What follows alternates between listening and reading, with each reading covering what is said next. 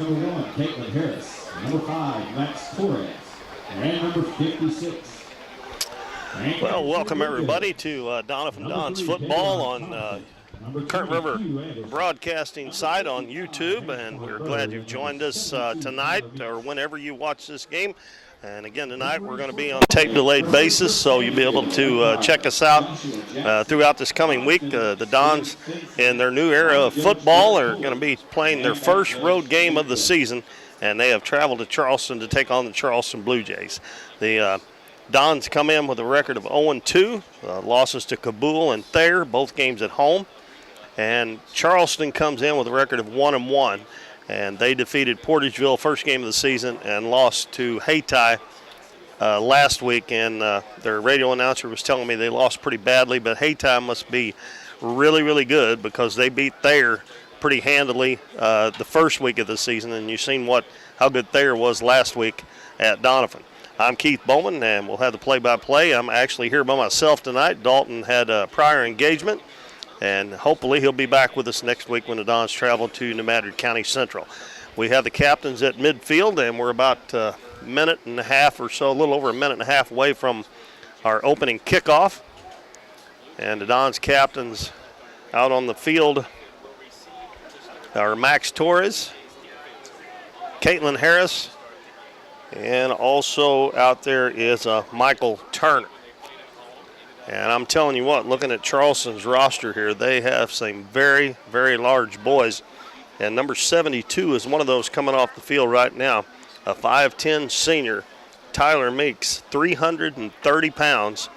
They actually have McQuandre Kimball, a 6'2 senior at 340 pounds, and Tanner Ray, a 6'2 senior at 305 pounds. And then they've got a couple more up around 265 and 260. Got one at 285, and they have some very large boys. So the Dons got their running game going a little bit last week. Hopefully they'll be able to do that, but it's going to be against an awfully big defensive line. The Dons are going to receive the kickoff. I didn't pay any attention to who won the coin toss. Sometimes the team that wins it wants the ball to start the second half, so they kick off first. And number 22. James Durden, a 6'1", a junior, also plays fullback for Charleston, will be the kicker kicking off. And we're going to have, Nolan Zerwanka back, and also Trey Mills flanking him, and I think McGuire Balcom is over on the far side. We're right at the 50-yard line here, and we're just about ready. Official waiting for the clock to wind down to 0, and we hit that right now, and we are ready to get underway. Charleston has blue jerseys with black pants and white numerals. The Dons wearing white jerseys tonight with black pants and black numerals trimmed with gold. And Durden will kick, and we got Zerwanka back about the 5-yard line, and about the 15 is Mills and Balcom. Ball kicked high and deep, and it's going to be picked up by Zerwanka at the 10, to the 15, to the 20, to the 25, and he gets hit right there and pushes his way out to about the 27-yard line, so that's where the Dons will take over on offense for their first possession of the ball game. And we will see if Jordan White comes out to start at quarterback. He took an awfully big hit last week in that Thayer game. He did come back in and play, and in the pregame warm-ups he was out there.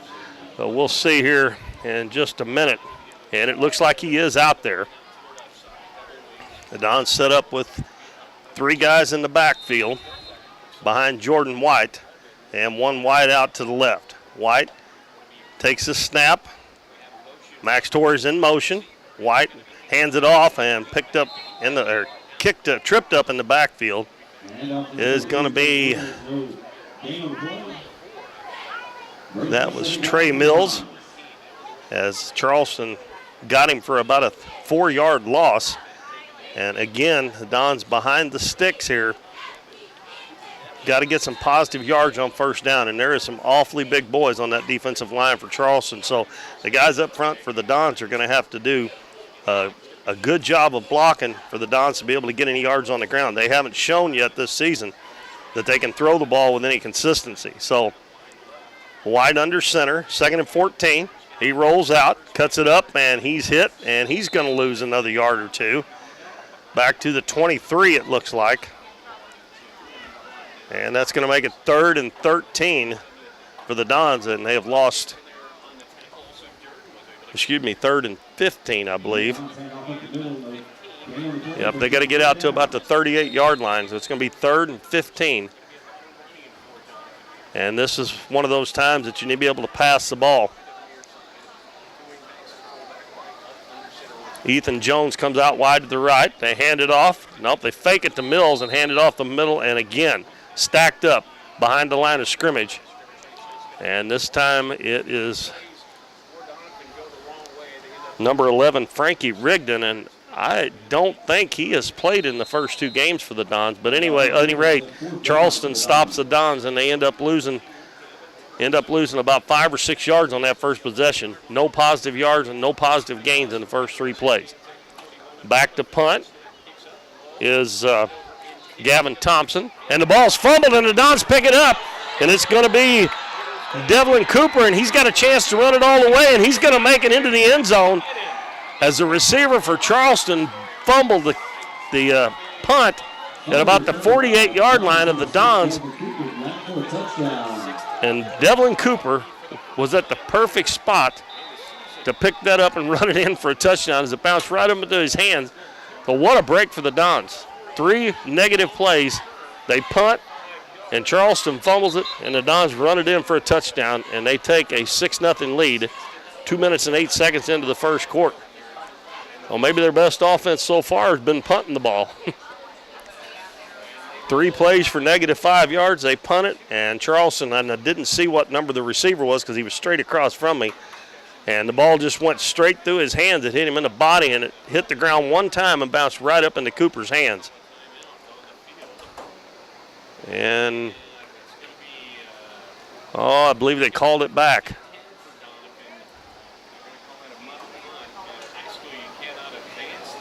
Oh, that's what it is. It's a muff punt. It is not a fumble. And actually, to tell you the truth, folks, I don't even know what the difference is. But you can't return it. So the Dons will have the ball, so you take the 6 points off the board. And the Dons will have it at the 47-yard line, at their own 47, up close to midfield. And Charleston's going to call a timeout here as, see, the head coach is Brett Blackman, and probably not real happy with his boys right there on that first go-around.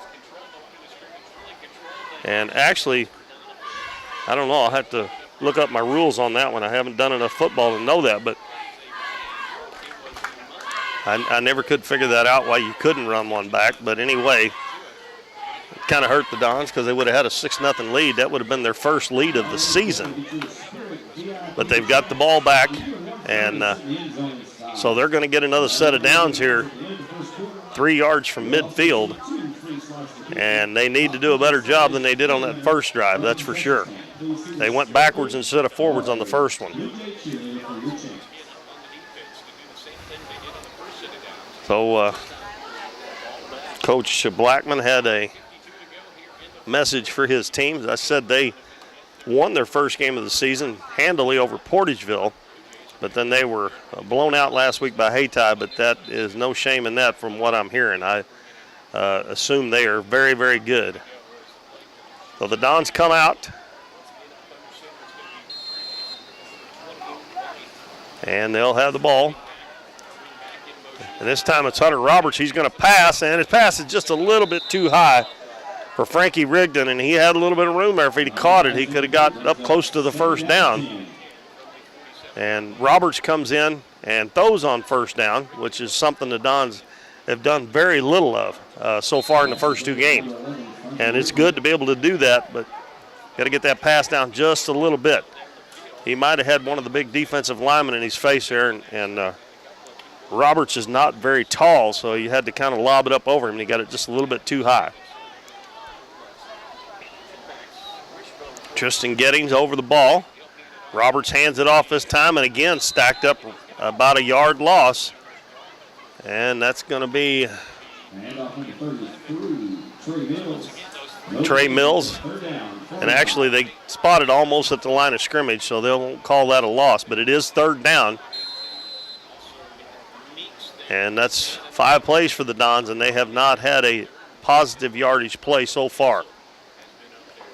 I think with that big offensive line, they're going to have to try to throw the ball a little bit better and just hopefully that they can be a little bit more accurate on it. Roberts under center.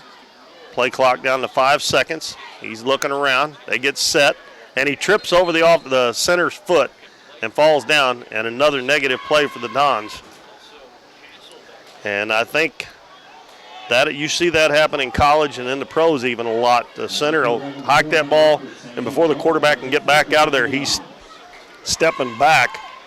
And you got to hold your block there a little bit better than that, not let him push you back. So we'll have another punt by the Dons. So 6 plays, and they've got about 8 or 9 yards negative yardage so far. The punt down to about the 32-yard line, and stacked up real quickly. There's number 80, Blessing Kimball, and actually about no return on it, maybe 1 yard. And Charleston will have their first possession at the 32-yard, their own 32-yard line, with 8:27 to go in the first quarter. Their quarterback is Quinaris Anderson, and their radio announcers tell me just to call him Q. That's what he goes by, Q Anderson. Their running back is, I believe, Tyrese Tate.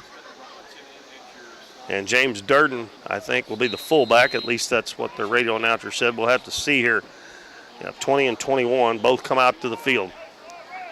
Well, the Dons, we'll see what we can do on the defensive side. Don't want to let it get away early. And lined up in the shotgun. Anderson rolls out to the left side. He's going to run with it, gets outside, cuts it up the field, and he's going to go 40, 30, 25, 20. And he is going to almost got away. But I tell you what, again, Gavin Thompson playing safety back there in the backfield is one little hustler. He saved a touchdown, but that same play is what killed the Dons in the first quarter last week when they got down 33-0 in the first quarter. The quarterback sprints out to the left side or the right side, but this time it was left side, and nobody could get a hand on him until Thompson stopped him at about the 9-yard line. So it'll be first and goal for Charleston, and we'll figure out how many yards that was here in just a minute, but that was a long play. And this time Anderson's going to run up the middle with it, and he's going to walk into the end zone. Nobody touches him. And the Dons, that big offensive line, is killing them on both sides of the ball, defense and offense, and he just waltzed into the end zone for a touchdown to make it 6-0 Charleston. On 2 plays, they go 68 yards. The first play was about a 58-yarder. And it looks like they're going to go for 2 points instead of kicking the extra point. And Q Anderson, 2 runs for 62 yards. That's pretty good average, about 34 yards a carry. Ball hiked to Anderson, fakes back to pass, and he's hitting the backfield, but he gets away, throws it into the end zone, and the 2-point conversion is good as he get it in there to Blessing Kimball. And one of the Dons there, I don't know who that was, one of them had him in the backfield and let him get away. And I think, as I look over to the sideline, I think that was Hawks. Thomas Hawks had him and let him get away. So on Charleston's first possession, they throw 8 points up on the board and lead 8-0. So after the Dons don't get to return that muff punt where they would have had a lead, they give up 2 plays and a touchdown and a 2-point conversion. And they trail it with 8 minutes and 1 second left in the first quarter, 8-0. So I don't know what you do here. Their line is so big, and about the only way you can do it, and they're going to be fast on the outside too, so you're just going to have to get some blocks somewhere along the line to be able to get the ball up the field. And I don't know if the Dons have enough speed out of their running backs to go outside, and they don't have enough bulk, I don't think, to run it inside. So Durden sets it up at the 40-yard line, tees it up, ball's in the air, high kick, And Zerwanka's going to field it again at the 10 to the 15. Cuts back to the right side, gets up to the 20. And he's going to be tackled at the 20 by about 5 Blue Jays. And the Dons will have the ball at about the 20-yard line. And this will be their third possession already on offense. But they have about a -9 yards in those two possessions with no positive offensive plays in 2 possessions and 6 plays.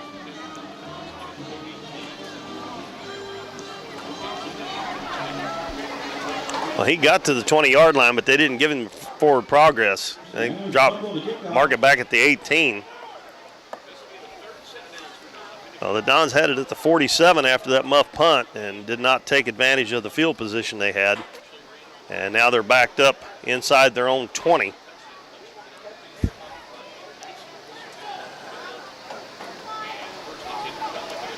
And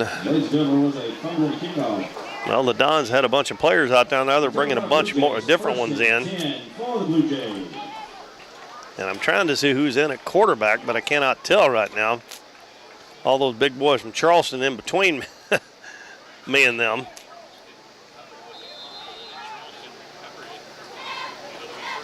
And I don't even see a quarterback. Oh, they fumbled the. Oh, I didn't even know Charleston had the ball. And a touchdown pass. A while ago on that kickoff, the Charleston players were pointing that they had the ball, but the official didn't point that they had it. And here I am looking out there looking for a quarterback, and the Dons don't even have the ball. I'm sorry about that, folks. And on the first play, Anderson throws another touchdown to Kimball. Kimball's 6'4", and he was being guarded back there by Gavin Thompson. And Thompson maybe 5'8". That's pretty much a mismatch. He just threw it up way up in the air, and he caught it. That makes it 14-0, and they're going for 2 again. Anderson in the shotgun. He's been in the shotgun all of their plays so far. Fakes the handoff. He's going to take it himself, and he is tackled at about the 2-yard line. And that tackle is by Michael Turner to keep him from converting the 2 points. And the score stands at 14-0. And folks, I am truly sorry about that, but the official did not point. That's why the Dons offense was out there to start with. He didn't point that it was their ball. And half the Dons offense was out there because they thought they had the ball. So I wasn't the only one that was confused. So what has happened is what I was hoping wouldn't happen, that Charleston would get off to a quick start. And they have done that, and that's happened. What happened last week, the first game, the Dons hung in there pretty good for a quarter. They wore down, and Kabul kind of took control of the game by halftime. So for some reason or another, we have another timeout. I don't know if this is one of those water breaks or what, but before the kickoff, we're going to have another timeout. 7:45 to go in the first quarter. Charleston's already got 2 touchdowns on the board, and they have only run 3 offensive plays other than their 2-point conversions. And they have, 78 yards of total offense in 3 plays. And Anderson, the quarterback, has accounted for all of those points, either with his arm or with his legs, one or the other. And then he also scored the 2-point conversion on the first touchdown.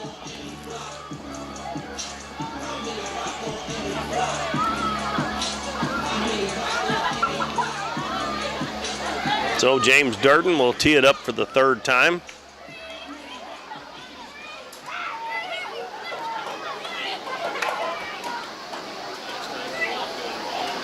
We said last week, Dalton and I, that we were trying to look for positives, but so far there have been none, other than the fact that they recovered that muff punt. Well, I tell you what, Durden can kick that ball, and Zerwanka's going to let it go in and out of the end zone. As he kicked that from the 40, it hit just outside the goal line. He's a big old boy, but he got all of that one, and the Dons will take over at the 20. Now with their 3rd possession.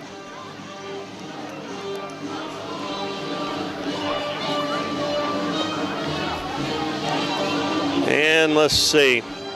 I tell you what, the Dons quarterbacks are so small out there, I can't tell who they are a lot of times until after they run the first play. They were swallowed by the Dons offensive lineman. And it looks like Hunter Roberts is coming back to the huddle.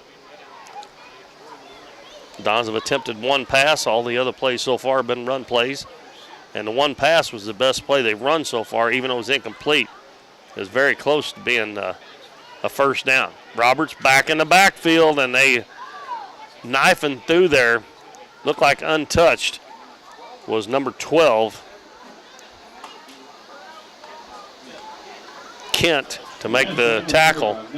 And somebody, he blitzed because he is in the, I guess he's probably a defensive back. He's awfully small to be a defensive back, but he might be lined up as a linebacker. But nobody touched him, and Roberts did not have a chance getting the ball off. Another loss back to the 14-yard line. So it's going to be 2nd and 16. Roberts hands it off up the middle, and they finally got a positive play of about 3 yards.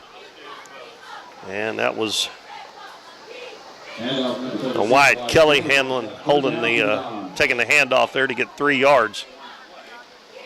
And that should make it, actually they put him up to about the, I guess it's about the 17, 18-yard line, maybe a 4-yard gain. They've got to get to the 30-yard line. So it's about 3rd and 12 and a half yards for a first down.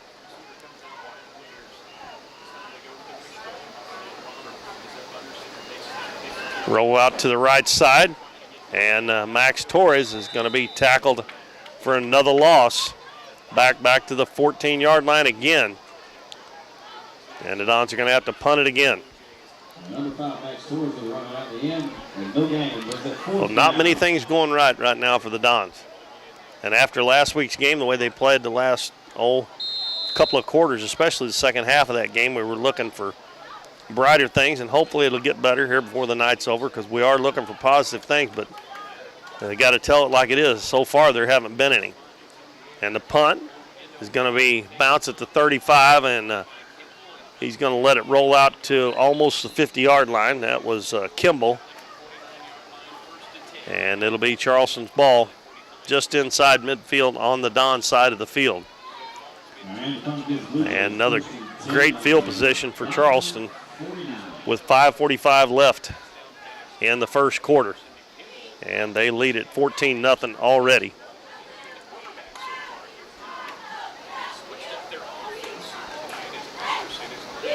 And the quarterback, Anderson, over getting the play from one of the coaches. Looks like offensive coordinator is Jordan Williams for Charleston. And he has lined up in the shotgun every time so far. And they've only thrown one pass so far, but they've scored 2 touchdowns on 3 plays. So he takes the snap, pass outside, screen pass. And Kimball's going to catch it and be tackled about the 44, 45-yard line. Be about a 5-yard gain. Depending on the spot here, they're going to spot it right at the 45, so it's going to be a 4-yard gain. So that's the best defensive play for the Dons so far. They threw it out in the flat here on the left side to Kimball again, and he got 4 yards.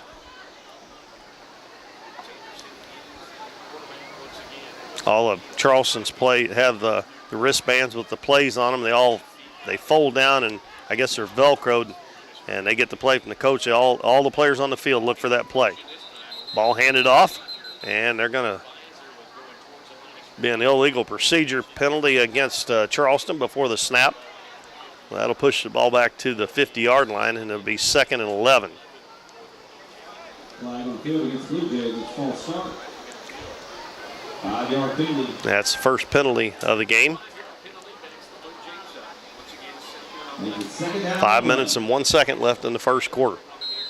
Charleston has had 2 possessions, scored 2 touchdowns, and they have it at the 50-yard line. 2nd down and 11. Anderson takes a snap, and the ball goes through his hands into the backfield, and the Dons are going to recover. And a good hustling play there, and that's Jordan White. As he falls on that ball, went right through Anderson's hands. And that's what will happen sometimes in the shotgun. You got to make sure you watch that ball into your hands. That's almost like a receiver catching a pass because he's about 5-6 yards from the line of scrimmage. And that ball just went right through his hand. So the Dons was a good field position at the Charleston 40-yard line. So they hold one time on defense. And ladies and gentlemen, don't forget to buy your chances for the VIP seating here tonight's game. And Jordan White back in the game for the Dons. Tristan Gettings at center. Michael Turner at one tackle. And Aaron Burton at the other tackle. White hands off, misdirection. And there's a nice little play for the Dons as Max Torres is going to pick up about almost 4 yards. Up. They're going to spot it at the 37, so it'll be a 3-yard gain. They run a little misdirection as Torres came from the left side of the backfield and come over to the right side, and then he cut it back up into the middle. He found a little hole, and they only give him 2 yards on that. I think, again, looked like an awful bad spot, but let's see. We've got, I give you the guards a minute ago. We'll give you the tackles for the Dons after this play. White hands it off, and the Dons fumble it right back. Another misdirection play as Trey Mills did not get the handoff from White. And number 72, one of those great big guys, Tyler Meeks, gets the recovery for Charleston, and the Dons turn it right back over.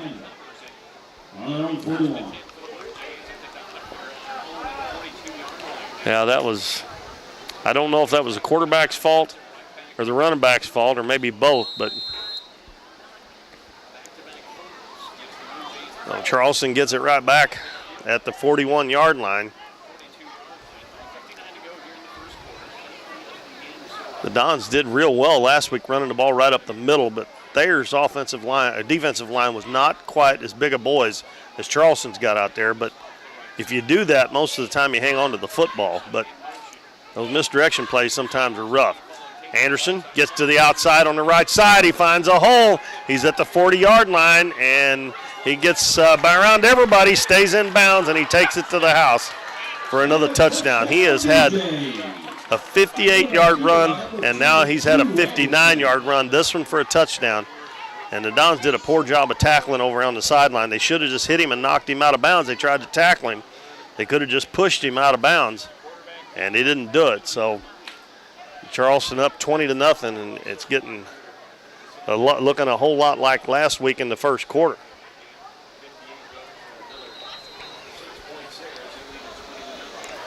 And they'll go for 2 points again. They've done it twice. They've got it one time and failed on the other one. Anderson will take the snap at about the 10-yard line. Throws it outside, and Max Torres almost intercepts it, knocks it down. So the 2-point conversion fails as he got right in the line of the pass there.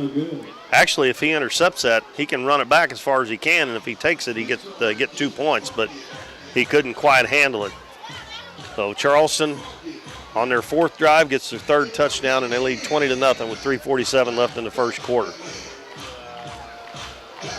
So that last time the Dons had the ball, they had one positive play where they got positive yardage, and the next play they tried to run misdirection to the left side and mishandled handoff there between White and Mills, and Charleston got it back first play. Q Anderson takes it 59 yards for a touchdown. Zawalka this time is going to step back at the goal line because the last time Durden kicked it over his head. The first 2 times he fielded it about the 5 or 10 yard line, but Durden really got into that last one. You don't see too many high school kids kicking that ball 60 yards in the air, but Durden, the fullback on offense, is a big boy. And this one he kicks, and it's going to be, this one's shorter. Zawalka's going to get it on the bounce, pick it up at the 8, cuts back to the center of the field, and we're going to have a flag, I think, on the play. Well, the referee started to throw the flag, but he put it back in. Zawalka gets up to the, let's see where they spot it. About almost the 20-yard line. They're going to spot it right at the 20.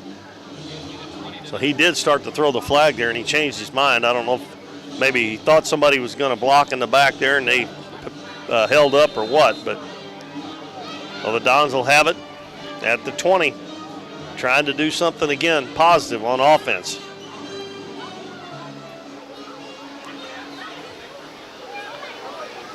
And Hunter Roberts back in the game.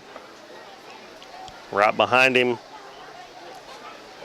And Roberts is going to take it himself. Nope, I'm sorry. He hands it off to Max Torres and tackle for another loss. And these misdirection plays are not working for the Dons, as Charleston got that red every time. And almost every play is tackle for a loss. Lost about 3 on that one. It gets about to 18, so it's about a 2-yard loss. It'll be 2nd down and 12. And the Dons just looking for anything positive to happen here. I know one thing, if Charleston lost to Hayti that bad, I sure would hate for the Dons to have to play them. Roberts rolls out to the left, gets away from one man, and then he's sacked about the 6-yard line. When you get away from that first one, you got to throw that ball outside and try to get rid of it to keep from taking another loss, but he did not do it. They're going to mark it at the 10. Brings up 3rd down for the Dons. This is almost getting monotonous here. I mean, at least against Kabul and Thayer, they run some positive plays, and they're just not doing anything on offense. And you got to give Charleston defense credit.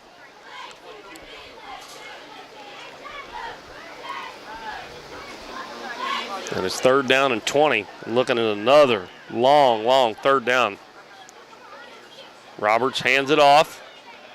And getting up to about the 12, 13-yard line.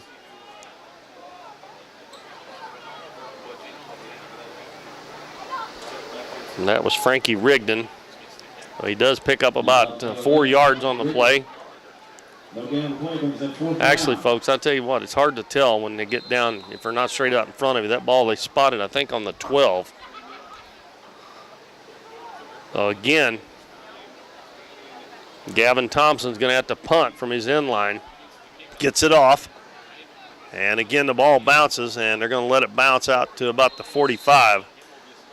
And that's probably a smart play there by Blessing Kimball, because that ball bounces funny. That ball's not round, so he just let it go. But Charleston again in Don's territory, and as long as the Dons keep having to punt from their end line, their end zone, they're going to have to. They're going to end up playing defense on their side of the field. 1:26 to go in the first quarter.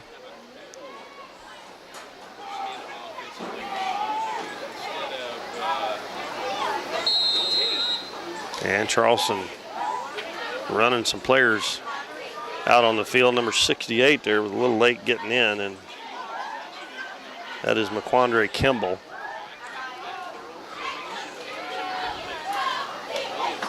This time they got number 8 in there at the quarterback, and he hands it off to Anderson, who was playing quarterback. Number 8 is T.J. Williams, and he gets about a yard on the play.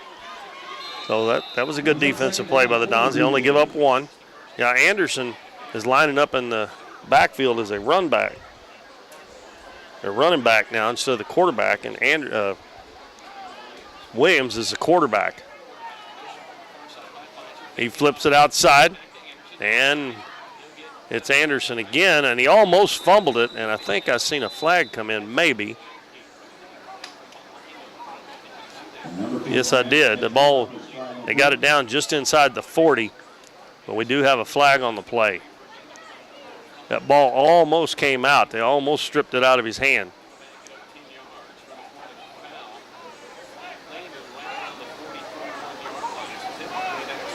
And the officials talking it over here. They're talking to the Dons player, so it must be against Charleston. And they're going to step off 10 yards, so it must be a holding penalty So that's going to push it back to the 50-yard line or right at it, maybe just inside the 50. So that'll make it second down over again, and it'll be 15 for the first down. And Anderson again lines up in the backfield behind Williams in the shotgun. Gets the snap, rolls back, throws it out, and Anderson wide open, and he's going to get around the defense again and miss tackles by the Dons, and he's going to take it all the way. They had him at about the 38-yard line, and he wouldn't even have had a first down, but they just let him get away. And I know he's probably pretty slippery, but you got to make that tackle. Got to get him down somehow or another if you got to grab him around the ankles and hold on. And that will make the score 26-0 with 21.7 seconds left in the first quarter. And they're going to leave Williams in quarterback here for the two-point conversion, and they've not attempted a extra point kicking it yet. And I think I just seen a little lightning down south of here, and I hope that doesn't get close because that will make us delay the game. Hand off to Durden, and he's going to take it in for the two-point conversion. And he almost went in untouched. And he is a big, big boy. He's a kicker. They've got him listed at 215, but I don't believe that at all. He looks almost as big as some of those 300-pounders. 28-0, and Charleston here in the first quarter.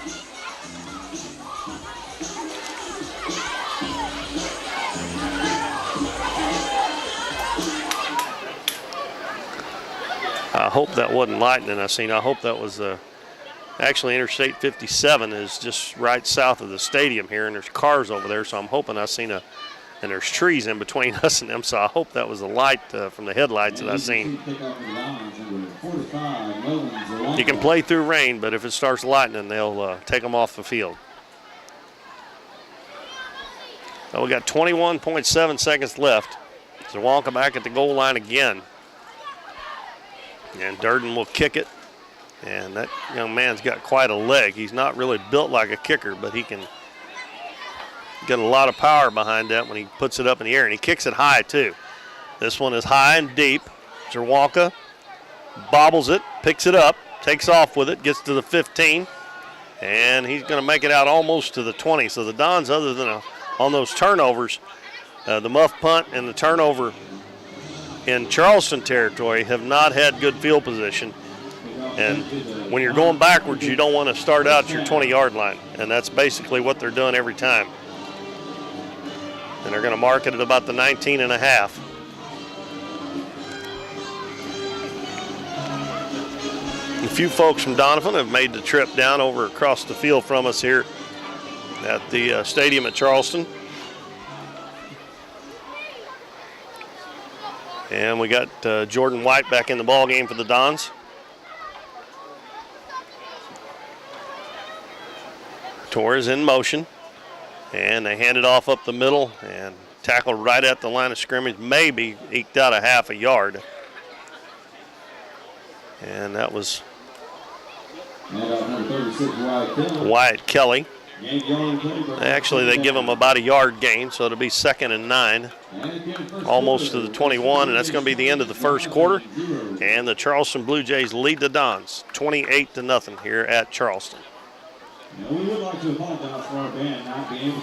So I was hoping on the way down that the Dons would get off to a better start and keep this thing, even if they didn't score, keep it halfway close here in the first quarter, but they have just not been able to stop, and that was definitely lightning I seen there. And it's pretty good ways south of here, but hopefully it'll stay down there. According to the weather, it doesn't look like it's supposed to do any raining until about 10 o'clock, which by then we should have the game over with. But it can not rain and be lightning and still have to delay the game. And hopefully it won't come to that.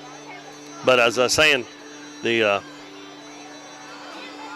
Dons was hoping would at least, do a decent job on defense to keep Charleston from running away with it, but that's basically what they've done. They've run away with it and just had some way too many long plays.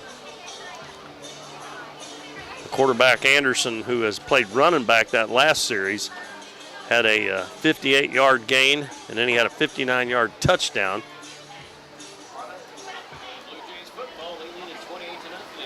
And let's see, it'll be 2nd and 9 for the Dons as we start the second quarter. Down 28-0.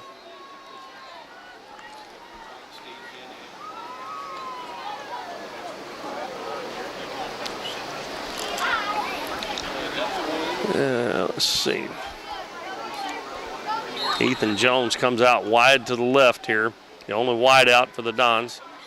And I think Hunter Roberts is back in there at quarterback. He rolls out to the left, pitches it outside, and he pitches it to Trey Mills, and he gets it up to about the 23-yard line, which will be a pickup of a couple. He run it out close to the 24. And they've got to get to the right at the 30-yard line, so it's going to be about 3rd and 6 or 6.5 for the Dons. And this is one of the shorter third down situations they've had so far in this first half. But their longest run from scrimmage has been about 3 yards so far. White rolls out, throws it to Max Torres, and he's going to be tackled behind the line of scrimmage, behind the 20-yard line. And that is just not working. They're trying to run an option for the quarterback to run or pitch it out, and Charleston is playing both players. And when they roll out to the side, they know that's what's coming, and they are just not able to get anything out of it. So it ends up being 4th and 11, so that was a loss of about 5 yards. And Gavin Thompson will punt again. Gets it off, kicks it out, bounces about the 44, going to bounce out to about the 47, and again, Charleston will start inside the 50-yard line. That was about a 30-yard, almost a 30-yard punt, right at it, about 28 yards. With no return.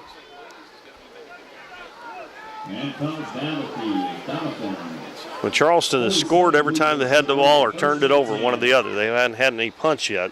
And the Dons, that's all they've been doing is punting except for the one turnover. And they're going to have Anderson back in at quarterback. Nope, I'm sorry. He's going to line up in the backfield, and T.J. Williams will run the offense for Charleston. Durden will be the fullback. He comes over to the right side of his quarterback. Ball at the 47-yard line of the Dons. Snap back, handoff to Anderson, and he's got a hole again, and he's going to take it all the way again as the Dons just cannot get a hand. I don't even know if they even touched him. And he went through the middle. You got to at least touch him. I mean, that's I can't say poor tackling that time because I don't know if they even got a hand on him or not. I mean, he is just eating the Dons alive right now. It doesn't make any difference if he's quarterbacking or running back. It doesn't make any difference. He is just tearing them up, and he's got to have close to 200 yards rushing. Well, he probably does have 200 yards rushing already. He's got 3. That was a 47-yard touchdown. He had a 59-yard run and a 58-yard run, so you know he's getting close to 200 yards rushing. And we still got 10-18 to go in the second quarter. And it's going to be, they're going to go for 2 again. This time they got a different quarterback in, option play, and he is going to go and not make it in, and they're going to be a flag on the play. I think it's going to be a hold on Charleston, and it is. So the Dons will decline that, and it'll be a failed 2-point conversion. But Charleston leading 34-0 at the end of the first quarter last week. Thayer was up 33-0. And here they are down 34-0 with 10:18 to go, but they have absolutely not moved the ball on offense at all. Even though they didn't score until close to halftime last week, they did move the ball a little bit. And I will say that the Charleston defense, to me, looks better than Thayer's defense. At least they're bigger, stronger, and faster. So Zerwanka goes back again for about the 5th time here, maybe 6th time, I guess, already in the first half, and we still got 10:18 to go. They have had 1 2-play drive and 3 1-play drives. You can't beat that. You're just not going to beat it.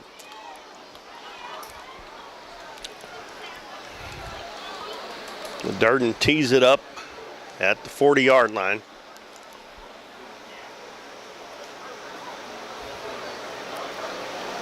And I still see a little lightning off in the distance there to the south, which would be kind of from here down towards Memphis. Well, Durden on the tee again. His leg's going to be wore out. This one is a low kick, and it bounces, and it's picked up by Gavin Thompson. Now he has to dive on it, and that should be a penalty, and it is. It's going to be as Thompson was laying on the ground on top of the ball, and number 8, T.J. Williams, come run flying in there and hit him, and that's going to be a 15-yard personal foul penalty on number 8, T.J. Williams. Well, that'll get the Dons out of a little bit of a hole. Actually, that's going to get out about the 40-yard line almost. And they've had it in good field position a couple of times, but have not done anything with it. And we'll try it again here with 10:15 to go in the first half.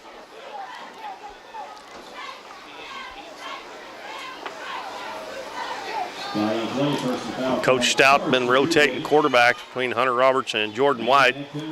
And Jordan White is in the game right now. Jordan has not attempted a pass, and Hunter Robertson attempted one. And it was close to being a pretty decent play for the Dons. White under center. Takes a snap, hands it off to Max Torres, and he is tackled right at the line of scrimmage. He tried to take it up the middle, and again, that misdirection play is not fooling the Blue Jays.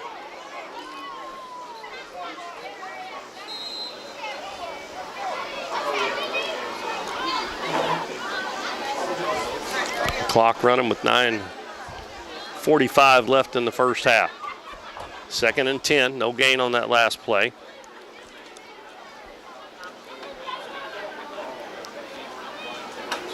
White will take the snap, rolls out, cuts back up the middle, and he gets about maybe about 4 yards on that play. Now 3-yard gain as they spotted at the 43, but it was a positive play. 3rd down.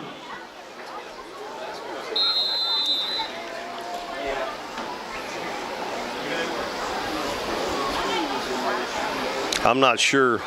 The Dons are probably not into positive yardage yet in the game because they've had so many negative yardage plays. This time, White in the shotgun. 3rd and 7. Rolls out to the right, passes, and the pass is complete. And that's going to be Alex Harris, I believe, and he's going to run it down to the 41-yard line, and the Dons get their first down of the game. And roll out pass to the outside there, and Alex Harris was wide open. And that was about they spot again at the 42. I am not seeing these things straight. But anyway, that was about a 15-yard gain. So that will come closer to getting the Dons back into positive yardage. And White's going to line up in the shotgun again after that positive play. We'll see what happens on this one. 1st and 10. Rolls out to the left side. Lobs it out, and the ball tipped. And that pass was tipped by number 81, Clifford Johnson. He is 6'4". They've got some tall players out there on offense and defense, and that makes it hard for a short quarterback to throw it over the top of him.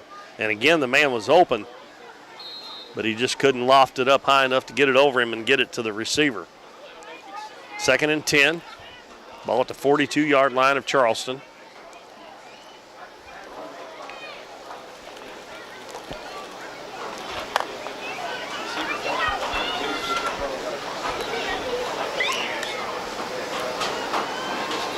Shotgun again. Jordan White stands at the 46. Rolls out. Now he cuts back into the center. Got a man wide open, and he dropped it.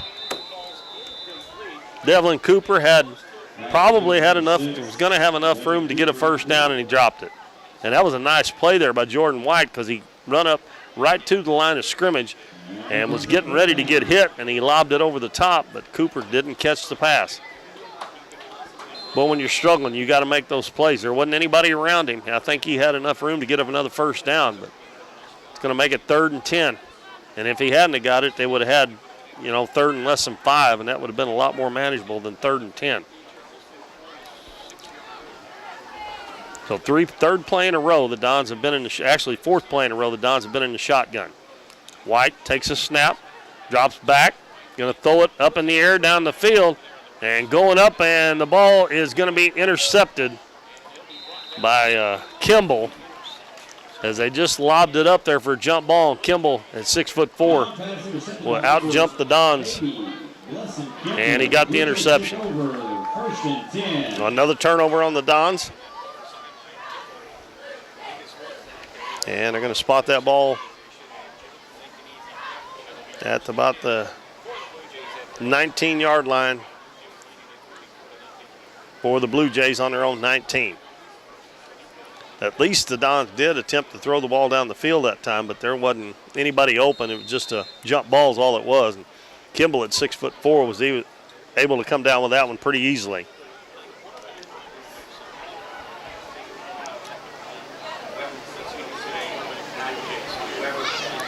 Quarterback rolling out the pass. Now he's going to run, and he is tripped up, but he gets all the way out to about the 25, 26-yard line. And there's going to be a penalty, an unsportsmanlike conduct penalty. That was Gavin Thompson with a nice tackle. And the quarterback, number 21, that is Tyrese Tate. I think he kind of mouthed off or made a motion towards the Dons player while he's down on the ground. They're going to call be a 15-yard penalty on Charleston on number 21. Oh, they're going to offset. So the Dons player must have done something as well. So it'll be 2nd down with the ball at the spot, 25-yard line. That'll make it 2nd down and 4 for Charleston. So both players got caught on that one. I'm not sure which Dons player it was, but now they've got Anderson back at quarterback, standing at his 20-yard line in the shotgun. Rolls out, left side, and he's going to take it down, and if they don't hurry up, he's going to take it all the way again, and he just outruns them, and he takes it all the way, but I think there was a penalty back behind the play. And there was a hold against Charleston, but that guy's something else. My goodness. That was a 75-yard touchdown run. And again, he's just running off and leaving the Dons. I mean, when he gets out there, those last couple of people that's got a chance to tackle him, he just puts it into another gear and takes off and leaves them. But somebody held back there to spring him and get him that open, and they'll bring it back. And the Dons catch a big break there. And they need a lot of breaks here, down 34-0 with 7:36 left in the first half. And I don't know, but it seemed like to me that lightning is getting closer to us all the time.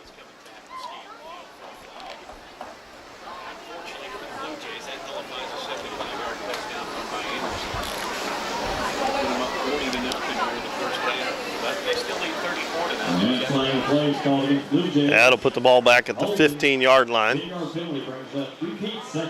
And that will make the 2nd down and about 15 yards. They spotted it about the 14-yard line. Well, the Dons, the way he's running the ball, they need to make him throw it or something. I mean, they just need to just look for him. Wherever he goes, go with him. Because if he gets down to the last couple guys, he's just going to outrun him. He's going to pass it this time. Pass over the middle, and the ball knocked down by Devlin Cooper, and the pass is incomplete out about the 29-yard line. So that'll bring up 3rd and 15 for Charleston. And if the Dons could stop them here and make them punt for the first time, they could get pretty decent field position, but you still got to watch Anderson in the backfield.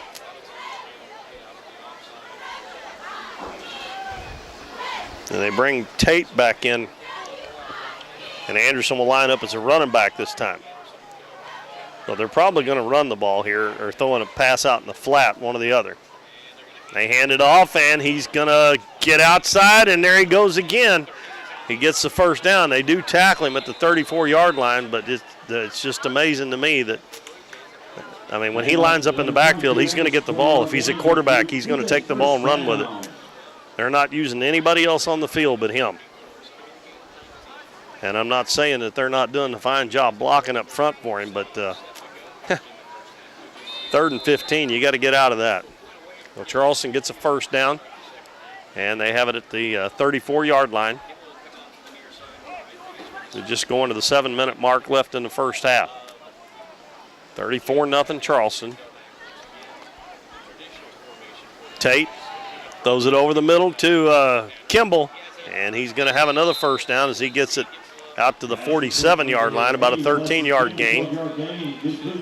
Complete pass from Tate to Kimball.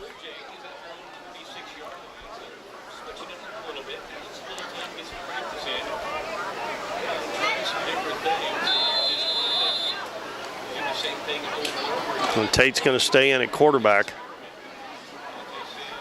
And Charleston, this first half, they've pretty much run the same plays over and over, and the Dons have just not been able to stop it. Tate hands it off, and this time they stack him up at about the line of scrimmage, maybe a half a yard. Now they're going to spot it right at the line of scrimmage, and that was Anderson with the carry. Anderson takes it to the middle for about a 1-yard gain. Now we got 2nd down. And I believe that was Wyatt Kelly that made that tackle. It'll be 2nd and 10.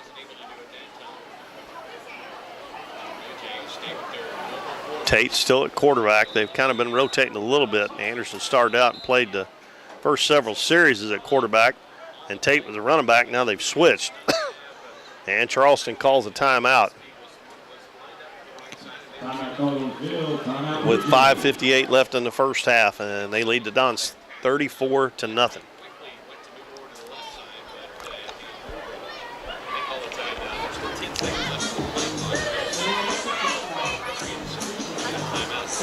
They have a nice football facility here. They have a nice press box here at Charleston.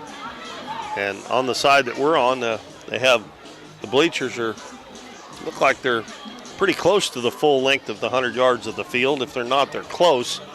And on the other side, they run from 130-yard line to the 30-yard line on the other end.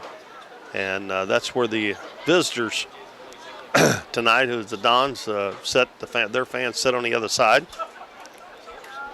It's kind of hard for me to tell how many's on this side, but it doesn't look like they've got as good a crowd here as we've had at Doniphan the first 2 games. I know you come down here to do the basketball games when the Dons play Charleston, and for them having such a great basketball team all these years, they do not have very good fan support down here.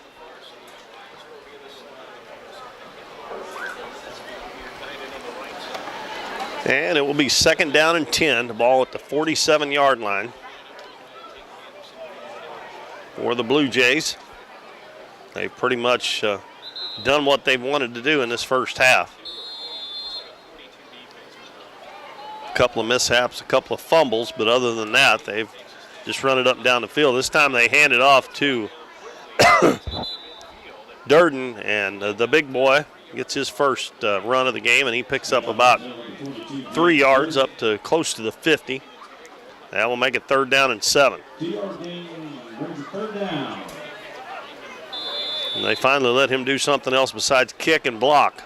You got to give it to that fullback every once in a while. He's working hard to get guys opening up holes for the running back. Tate gets the snap, hands it off, and there goes Anderson, and he is stacked up at about the 48-yard line of the Dons.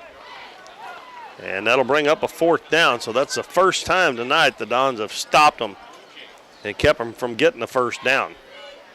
We'll see if they will go for it. You would think in a game like this with a big lead that they would work on their punt game or something like that, but they're going to go for it. They've been running the ball so well, and it's going to be 4th down and about 5 yards for first down. We're looking for something positive. This would be something positive. Dons could keep them getting first down right here. But if you don't watch out, sometimes you leave a big hole open, and they take it all the way on a play like this on 4th down. They're going to throw it over the middle, and it's intercepted by the Dons, and that's going to be a number 11, Frankie Rigdon, as he stepped right in front of the receiver. And that is the 3rd turnover on Charleston. But again, the Dons have not been able to do anything with it. He runs it back about 8 yards. And the Dons again with good field position inside Charleston territory at the 46-yard line. And the last time they had the ball, they threw it every time they had it, every play they had, and we'll see if they continue to do that here. If you complete a few passes, then you might be able to open up some holes for your running game a little bit. White's going to go under center. He was in the shotgun whole last drive. Fakes the handoff, fading back, throws it, and he throws it out of bounds. But at least he got rid of it before they lost any yardage.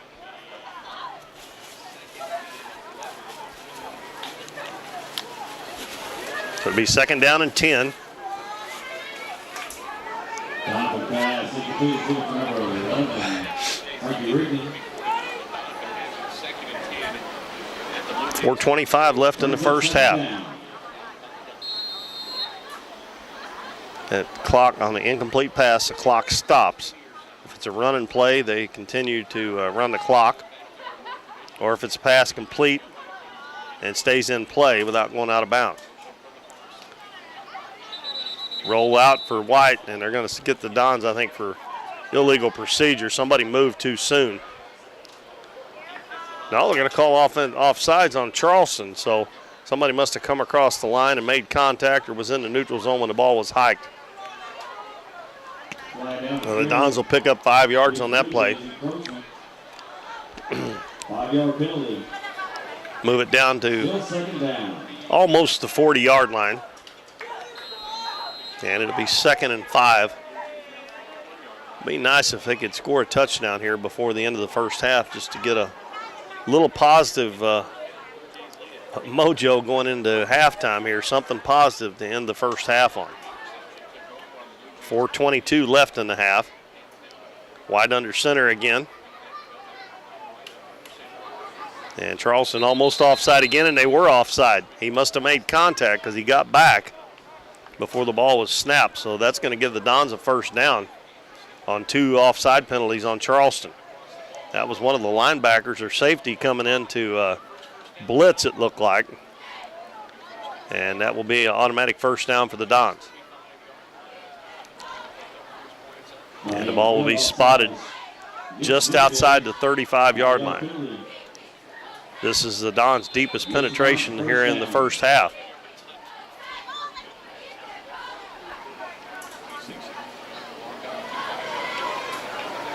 Tristan Gettings always the first one out of the huddle down to the center of the football. White takes a snap, rolls out, going to keep it himself, and going to get tackled for a 2-yard loss. And that option play is just not working, and the Dons continue to run it. They had a little bit of success throwing the ball last time they had the ball. And the only reason they got the first down on this one was because of 2 offside penalties. But as soon as they start running parallel to the line of scrimmage, Charleston is eating them alive. They haven't done much running it straight forward, but at least most of the time you'll get back to the line of scrimmage doing that. 2nd and 12. White in the shotgun, rolls out to the right, hits his man, and that is, I believe, Trey Mills, and he bounces off a couple of tacklers at the 30-yard line, and gets down to about the 31-yard line, and he is down on the ground there. Don't know what happened. They're over on the far side of the field from us there, and I can't tell, but he is down on the field. He actually got hit at the 30-yard line and done a nice job breaking a couple of tackles and got down to the 31. And that will make it second down and third down, and 1. Don's got to get it to the 26-yard line for a first down. That was about a 10-yard gain. And he got about 3 or 4 more yards after he was hit at the 30-yard line. So we get a timeout here, and I don't know if that was called by one of the teams or if it was because Mills was hurt, but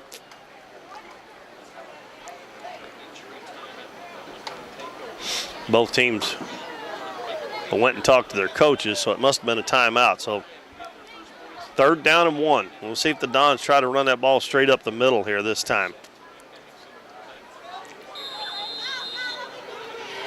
White. Long count. And looked like they were trying to draw him off sides, and Doniphan's going to have to call a timeout before the clock runs out on him. Well, they actually still had 16 seconds left.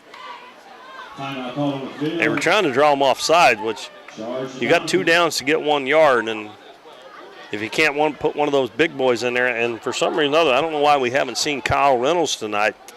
He last week kind of got into the game, his first game of the season, and run the ball real well, and he was running it right up the middle. He's a big boy, and we have not seen him out there tonight. And this is a play where you need a big boy to be able to run that ball right up the middle and pick up. You got 2 plays to pick up 1 yard.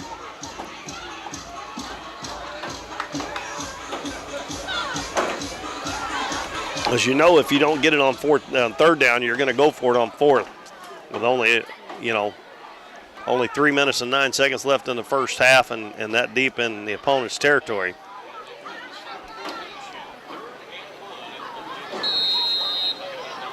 Run it up the middle, boys.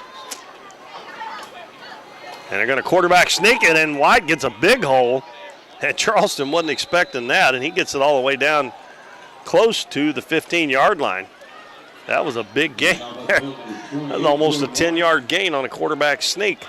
They spotted, it looks like, about the 17. Well, that was an 8-yard gain there on that play.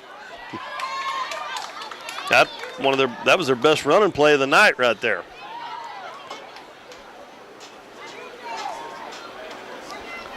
First and 10 at the 17-yard line of Charleston. Don's trying to get on the scoreboard here, and they run it again, and they're going to get good yardage again down to close to the 10-yard line. Play works, do it again, and that's what they did.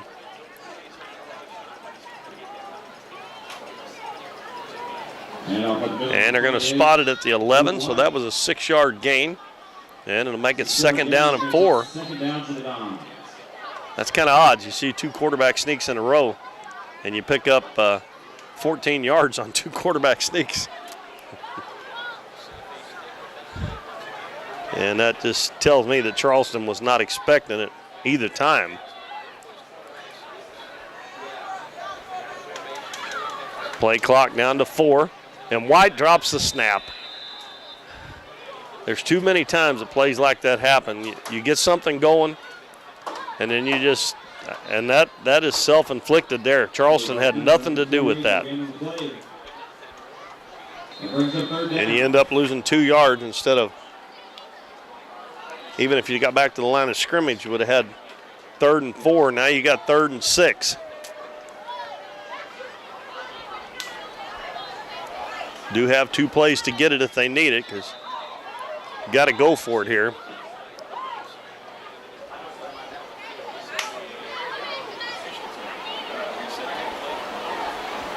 And the officials calling for him to reset the play clock. It's on 4 seconds and a stop. Now they reset it 25 seconds. I keep stressing here, the Dons need to score here before the half. They're going to run a quarterback sneak again. They're not going to get it. Not going to get the first down. They're going to get down closer to it. I don't know if that's what they were trying to run on the last play, but White didn't get out of there with the ball. And he gets to the 10. And they got to get to the, it looks like to me, the 7, maybe the 8-yard line. So it's going to be 4th down and 2 or 3. And the Dons are going to go for it. They have nothing to lose here. The clock's running now, 50 seconds to go. They're going to have to hurry now. White takes it, going to run it up the middle again, and I don't think he got there. I believe he's going to be a little bit short, and if that's the case, the ball will go over to Charleston. And you can only do that so many times, and they're going to catch on. And, nope, they didn't get it. Well, Charleston to take over with 41 seconds left, but a little bit more ball movement by the Dons at times. They moved it down the field just a little bit.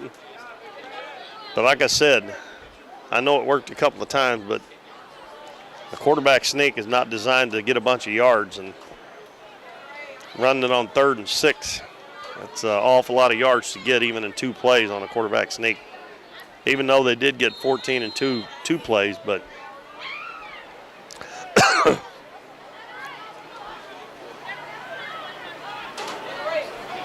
and Charleston's got 41 seconds. And they hand it off, and, well, Durden almost broke it there. But a good tackle from Alonzo Rios as he held on by the ankles there. Durden, as I've already said here, is a huge, huge young man. And he run over the top of one of the Dons and kept going, but Rios held on to the ankles. And we got the clock stopped here. I don't know why. Unless there was a penalty.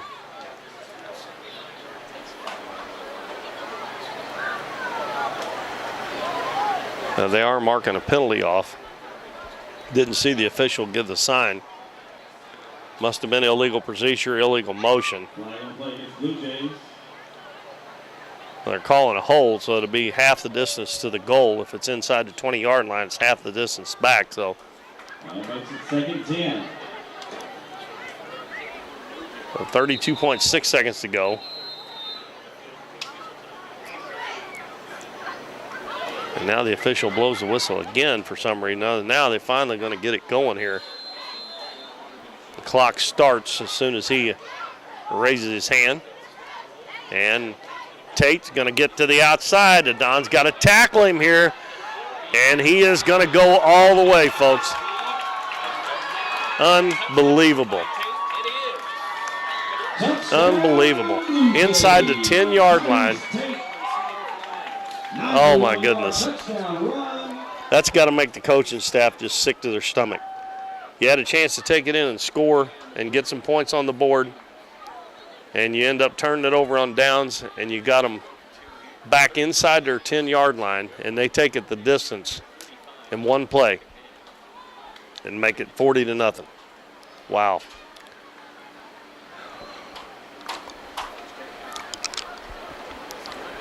Got to try to keep staying positive here, folks, but boy, and I realize they've got some talented athletes here, but wow, you got them backed up that far. They're going to try to kick the extra point. I believe they got it.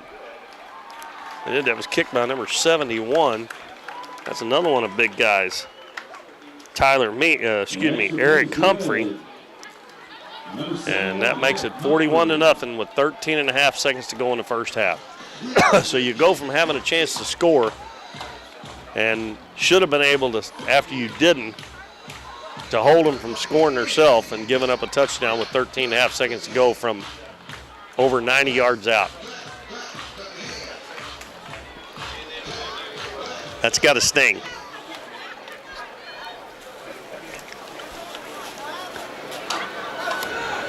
But, like we said, we have to try to stay positive. It's going to take a while. But when you see stuff like that, when it just almost looks like maybe the effort is not there, once you get down early in the game, you got to keep playing. And the Dons have done that so far this season, but I don't know. There's been some awful big holes opened up for those guys to run through. Zerwalka back to receive this kick.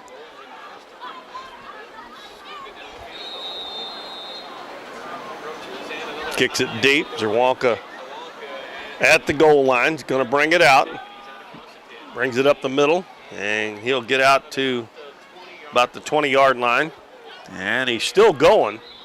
And he drug some tacklers with him out to about the 23, 24-yard line. So the Dons will have 3 seconds left. And I would hesitate to even throw the ball right here, because if you throw an interception, they may run it back for a touchdown with 3 seconds left. I think I'd just have the quarterback get it and run around for a second and take a knee and go to the locker room and try to figure some things out here at halftime.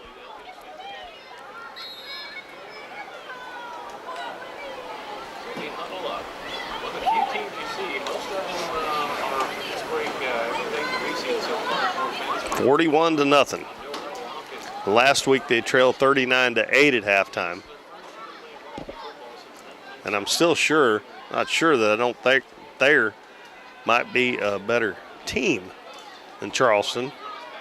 Little outlet pass, and that is number 11, Frankie Rigdon. Frankie Rigdon. He catches and gets it up to about the 30. Nice little game, but that's going to be the last play of the first half. But the one thing Charleston has on Thayer is definitely quickness and size. But Thayer was a very disciplined team, and I'm not really sure that Charleston is that disciplined. But when you're running the ball like they are right now, opening up holes, you don't have to worry that much about it. So it's halftime. It's 41-0 in favor of the Blue Jays. And I have noticed that the lightning, I believe, has gone away, so we should be able to get this one in. And we will have that running clock here in the second half of the mercy rule. So unless it gets under 35 points, the clock will run the entire second half. So hopefully the Dons will come out with a little more energy and be able to do just a little bit more than they did here in the first half. 41-0. We're going to take a break, and we'll be back to get the second half started here shortly. Well, welcome back, everybody. Keep rolling back at Charleston High School, where the Blue Jays lead the Dons at halftime 41-0. And it's been a struggle in the first half, needless to say, for the Dons here, as they have not been able to stop Charleston when Charleston has the ball, and the Dons have not been able to move it when they've had the ball. So we'll see what coaches talked about here at halftime coming up here in just a minute or so, as we'll get the second half underway. Our students' instruments, no uniforms, can't get wet. I think Charleston will have the first possession of the third quarter. It's always bad when you're behind like the Dons are, and the other team gets the ball to start the second half. Again, our apologies for the weather is not being our friend. I think the Dons have to show some pride here in the second half. They've got to get out there and they've got to keep playing hard. And no matter what the score is, they've got to keep playing hard and trying to get better, because if they don't, this is only the third game of the season, and we've talked about it the first 3 games of the season, Dalton and I the last 2 weeks, and myself tonight, that they're going to have to learn how to deal with adversity, because as Dalton had said last week, your juniors and seniors on this team have never played a game of organized football, because Doniphan did not have junior high football when they were in junior high. So your freshmen and sophomores are the only ones that have played, and they've only been playing for 4 years. And you're playing against kids on the Charleston team here who are just lightning quick and big to go with it. And these guys have been playing, the seniors have been playing for 6 years, and probably longer than that with Pee Wee football and stuff like that. So, and I forgot that they put the 3 minutes up on the clock after they come back out. And I don't know why they just don't put 18 minutes on the clock to begin with, but we talked about that last week as well. But I think the Dons have to show some pride. They have to come out here. They have to keep playing hard and just try to do better than they did in the first half, no matter how the game comes out. And just keep fighting and keep running their plays and trying to make them work. They need to block better. They need to run the ball better. They need to pass it better. They need to tackle better on defense, because that was one thing in the first half. There was several times that they had hands on runners and couldn't bring them down. And I do realize these guys are quicker than lightning, but you've got to figure out a way to get down around their ankles and stop them from getting out of your hold and bring them down. They had way too many long runs in the first half. And if that happens in his second half, you're looking at a major difference in score. Mainly because the Dons have not been able to score themselves on offense. But we'll see what happens, and we'll see if Charleston will leave their starters in the ball game, or if they'll play some of their second stringers here in the second half or what. A lot of times I've noticed, in the last several years when I look at the football scores, high school football scores, these teams run up the scores on teams all the time, and they all do it, it seems like to me. And I don't really understand that. I don't know why you don't get some of your younger players. And Charleston's playing several seniors here. I don't know why you wouldn't want to get your younger players in the ball game and let them work on some things in a game that they pretty much have in hand here at halftime. But a lot of times you see these big scores. I believe the Charleston announcer, I think he told me that they lost 70-8 last week to Hayti, I believe it was. So you can just imagine what the score would be if the Dons had to play Hayti. To me, there's no reason for a team to score 70 points and leave their first stringers in the ball game. There's no need for that. But I wouldn't do things the same way, I guess, that they see it. But I'd be trying to get my younger players in there and get them some experience in a game where it wouldn't really matter what they'd done. If they messed up, it wouldn't really matter. Well, the Dons will be kicking off, and guess who they're putting back as their kick return? Q Anderson, their guy that's had all the big runs. And so if that's any indication, their starters will be in the game here when they get the ball. And I tell you what, they better be ready to tackle him, because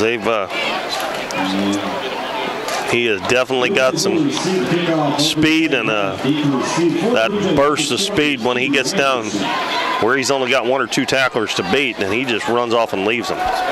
Max Torrey is going to kick off for the Dons. This will be the first time the Dons have kicked off tonight.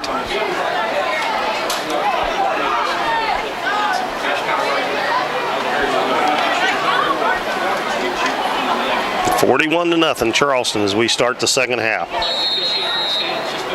And Max is having a hard time getting the ball to stand up on the tee.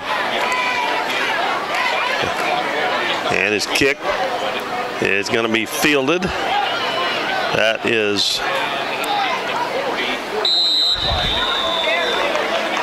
kickoff return by number 8, Blesson Kimball, and he fields it at about the 30-yard line, brings it back to the 41-yard line. And we'll see who Charleston's got out there as a quarterback. It looks like it's going to be Anderson. And maybe, sometimes Anderson's going to be running back, and Tate's going to be the quarterback. Sometimes the coach will put in his first string the first time they've got the ball in the second half, and then maybe go to the second string. But we'll see here. And again, we got Kimball out here wide out right, and he's being guarded by Gavin Thompson, and he's about 3 heads taller. And they're going to throw it down the field, and the pass is dropped by Kimball as he had it, as he got inside on a post pattern, and the ball looked like it was well thrown. Of course, he had his back to us. It might have been a little behind him, but Gavin Thompson, as I said, is like 3 heads shorter than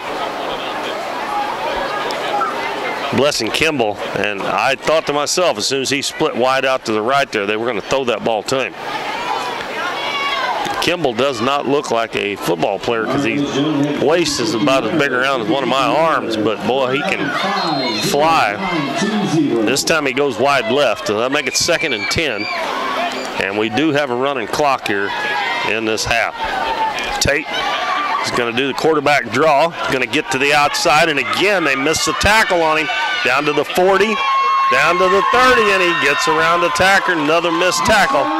And my goodness gracious. And that's the second long touchdown run by Tate. Makes it 47-0, and the Dons just cannot tackle him. Especially in the open field, they cannot tackle him. Ticket number 3950920. And they're going to kick the extra point. Eric Humphrey, who kicked the last touchdown they scored, they finally kicked the extra point. It was good. Snap back, kick down is up, and it's wide left. So the extra point no good. And the score 47-0. And with 9:59 to go here in the third quarter, the Dons will get their first possession of the third quarter.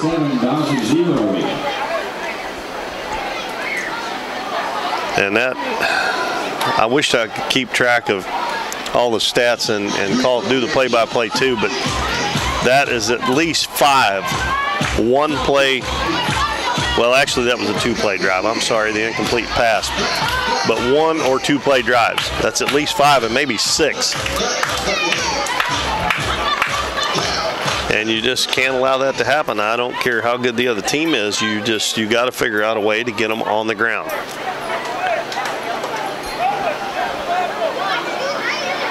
Durden will tee it up. And we're going to get... Balcom is... Balcom's going to get deep this time. The kick is short. Picked up by Gavin Thompson, and he slipped. And what a shame, because he would have had a little running room. And in high school and college, if your knee touches down, you're down. And they're going to get the ball to 24. So nothing going right, as he had to go down low to get it. And when he went down, his knee touched the ground. And he would have got probably at least 10 yards or so on the return. So Dons take over first and 10 around 24. This second half will go by pretty quick. And we're already down to 9 minutes and 20 seconds. I look right outside our press box here, and there is a light right outside, and the bugs are thick around that light. Little pass out in the flat, and that was to Higdon, and he's going to get back about to the line of scrimmage. That's the bad thing about it. When you throw a pass, 3 or 4 yards behind the line of scrimmage, you got to make up that just to get back to the line of scrimmage. And actually, he may be a little short of getting back to the line of scrimmage. If he got there, he just barely did. So that was a completed pass for no yards. White is in at quarterback.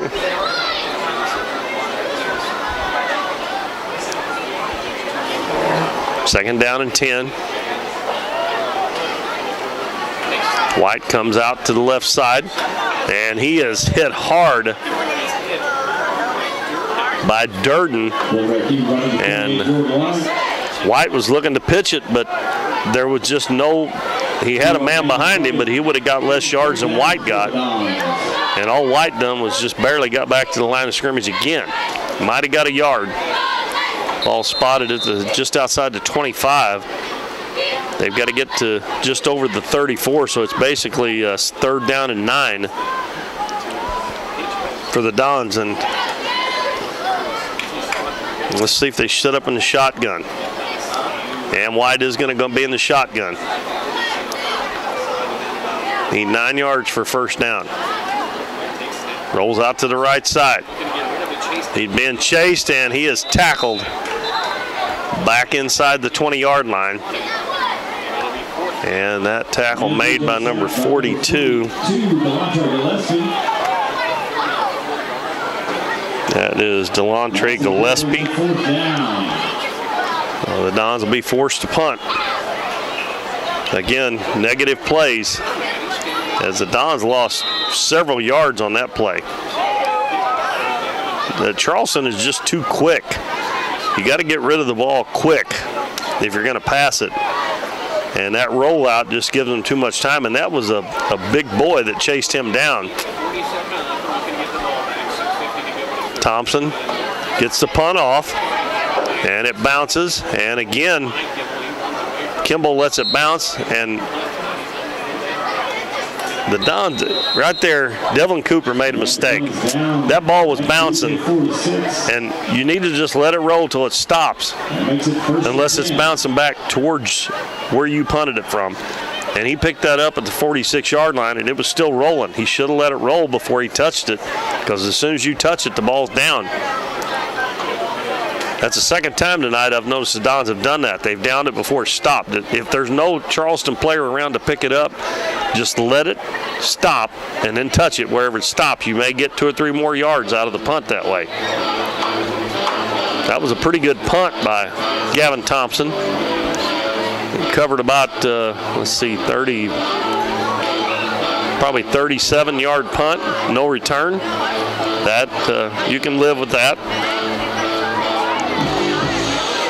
Matter of fact, a lot of times in college you see them, they don't get any more net yards on a punt than that. And they still got Tate and Anderson in there. I guess I might as well get used to it if I'm going to call the games, because, like I said, I see the scores run up all the time. Even in the bigger schools, I see that. Tate at quarterback. And the ball, actually, Durden steps in front, and he's going to break a tackle, and it's going to take 3 Dons to bring him down at the 30-yard line. I don't know if that was supposed to be that way or not, but Durden actually stepped in between Tate and the center when the ball was hiked. He kind of intercepted it from the quarterback, and he run it for 24 yards. And, boy, he's a load. It took 3 Dons to bring him down, and I didn't know if they were going to get him down or not. 5:55 left in the third quarter. Charleston driving again, and they do it again. Not this time they pass it out or pitch it out to Anderson, and he's going to be tackled for a loss. And that was probably the best defensive play by the night for the Dons there. They lost. They were down at the 31, and they spotted back at the 37. So that was a 6-yard loss on their big play man, Q Anderson. Actually spot 36, so a 5-yard loss. It'll be 2nd and 15, but they can get it back just like that, as they've already proved several times tonight. Tate takes the snap, hands it to Anderson, takes it up the middle, bounces outside off a tackler, and he is going to take it all the way to the house again. And they had him tackled for about a 2-yard gain. 36-yard touchdown run by Anderson. That makes the score 53-0. I mean, I'm glad I'm not out there trying to tackle the guy, but boy, poor tackling by the Dons tonight. And again, I'll say it, this is definitely by far the quickest and strongest team the Dons have played so far. And they'll try to kick the extra point. And they put it down, kick it up, and it hits the goal post, the upright, and it goes off to the left side, no good. So Humphrey made his first extra point try, and he's missed the last 2. Charleston with a big lead, 53-0, with 5 minutes left in the third quarter.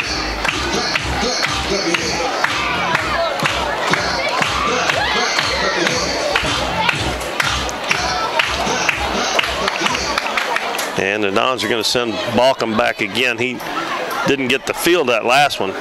Gavin Thompson did. It was kicked short. That was actually the first time tonight that Durden had kicked. Well, second time. He'd been kicking them down around the 5-yard line or the goal line. And that's where Balcom's going to set up at the goal line.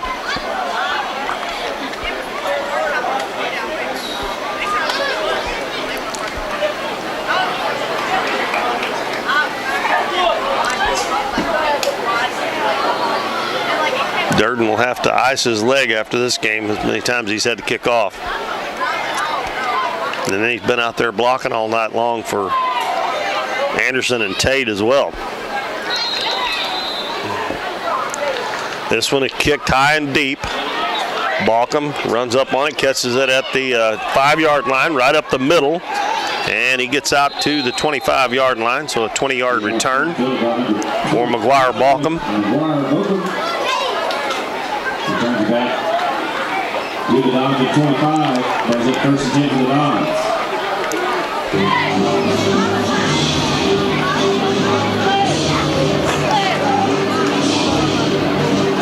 Well, unless the Dons can change what they've been doing to get something going differently, they're going to have a hard time even getting off that big goose egg here tonight. And after last week, scoring 2 touchdowns, looking for something better tonight, but it hadn't worked out that well. And we had a handoff, and that is going to be fumbled at the 50-yard line. A great gain for Max Torres. And he almost broke through and busted it, but he is tackled at the 50-yard line, and it's going to be fumbled back over to Charleston. So the Dons finally get a big play, but they can't hang on to the football. Blue Jays take over, first and 10 on their own 47. Rigdon was in at quarterback that time, and Max Torres busted through that hole. But a couple of the Charleston players got a hold of him, and I guess they punched that ball out before he got his knee down.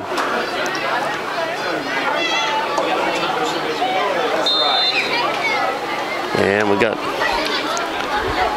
number 3, Kavion Thompson, coming in at quarterback. He's a little guy.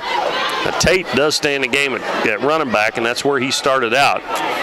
So they still haven't taken all of their mainline players out. He gets a handoff. Tate does. Takes it outside. Now he cuts back into the inside, back out to the outside, and going to be brought down after about a 27, 28-yard gain. And he just kept weaving in and out from the outside to the inside, and the Dons were able to get him down, but 2.5 minutes left in the third quarter as the clock continues to run.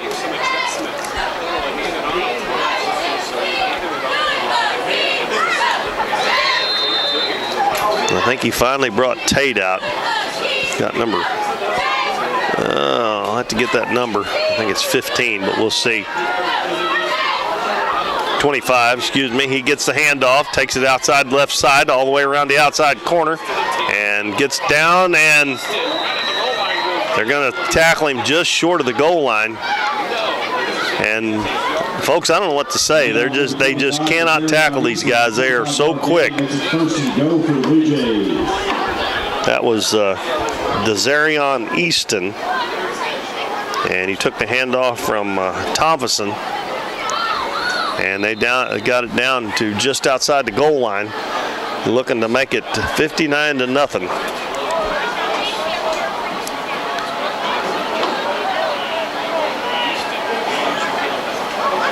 Thompson's going to take the quarterback sneak, steps across the goal line, and nope, they said they tackled him a little short. Oh, nope, they do give it to him. They said he got it across there.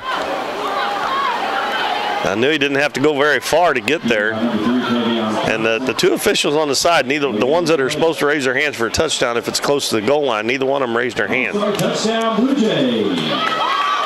Even the press box announcer didn't even know he got in because nobody gave a signal.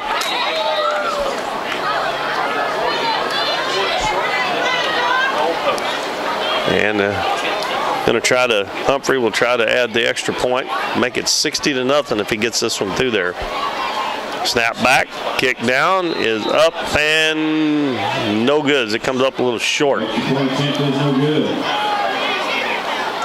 So it is 59-0. And it doesn't seem to matter who Charleston puts in there. They just too quick for the Dons. And next week they go to New Madrid County Central, and the Charleston radio announcer told me that New Madrid was pretty good. So I don't know what that means. He made it sound like that they were better than Charleston, so that does not look good.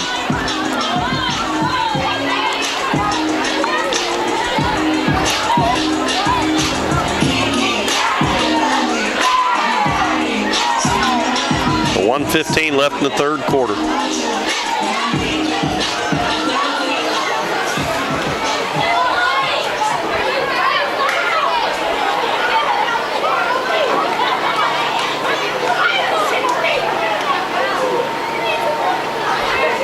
And still got Durden kicking off.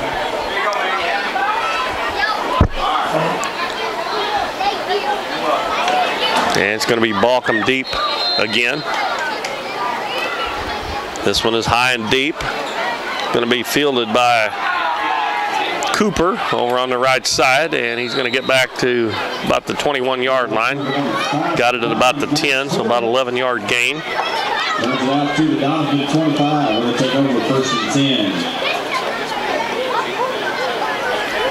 So it'll be the Don's ball at the, looks like the 21-yard line.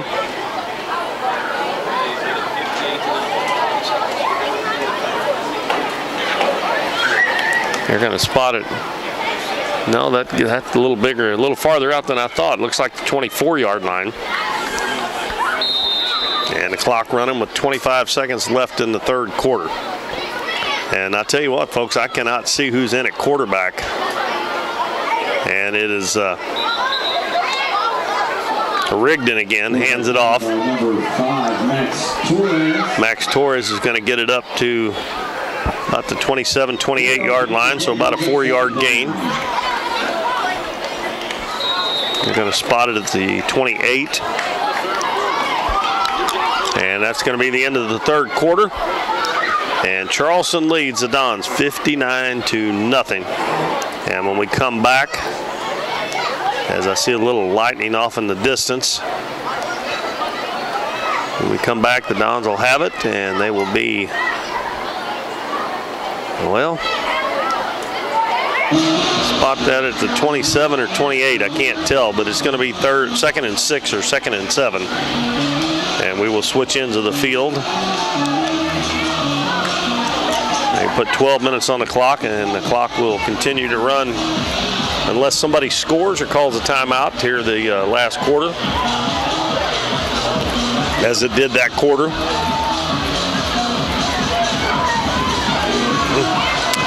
Charleston put 3 touchdowns on the board, scored 20 points in that third quarter.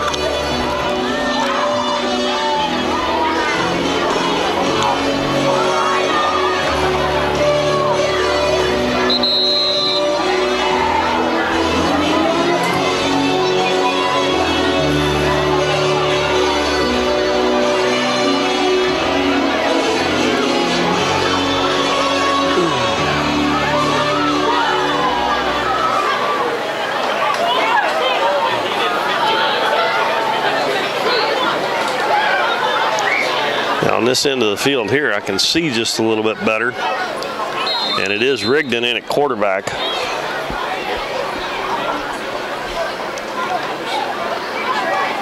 And he's going to hand it off to Trey Mills. Bounces it off a couple of tackles and gets up to about the 31-yard line. And off number 33, Trey Mills. And that's going to make it about a 3rd and 3. 2-yard gain on the play brings up 3rd down. For the Dons. They mark it closer to the 32, so it'll be about 3rd and 2, maybe a long 3.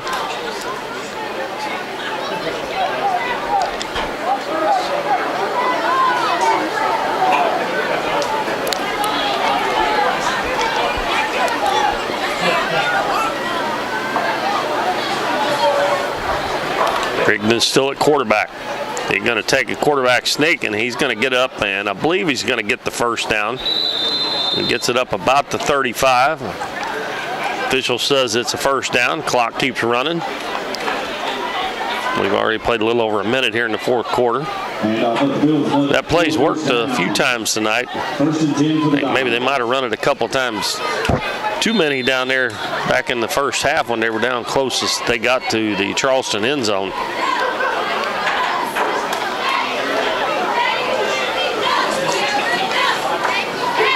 I'd like to see Rigdon throw one.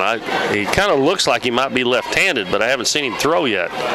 He hands off, inside run, up the middle, and about a 5 or 6 yard gain for, looks like Max Torres. Run up the middle with number 5, Max Torres.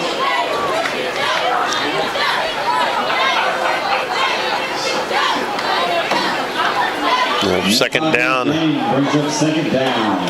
And about 5. Pick up a 5 for Torres.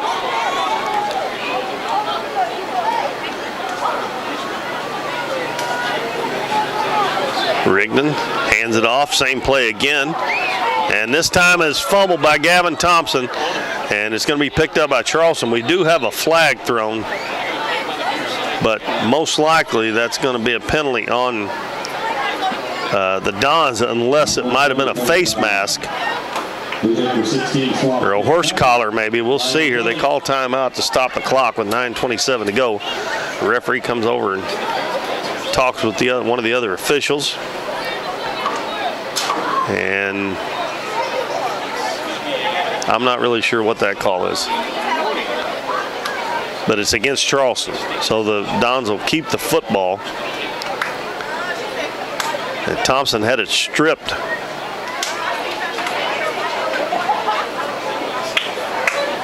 And that's going to walk it off and give the Dons a first down. And that's a 15-yarder, so that I'm not really sure what I'll have to check and see what that call is. I've never seen that before. Oh, wait a minute. They're giving the ball to Charleston. What in the world kind of... Oh, it must have been after the fumble they called unsportsmanlike conduct maybe. So the fumble did count. Right, so Charleston does take over. Brings up Blue Jay first down.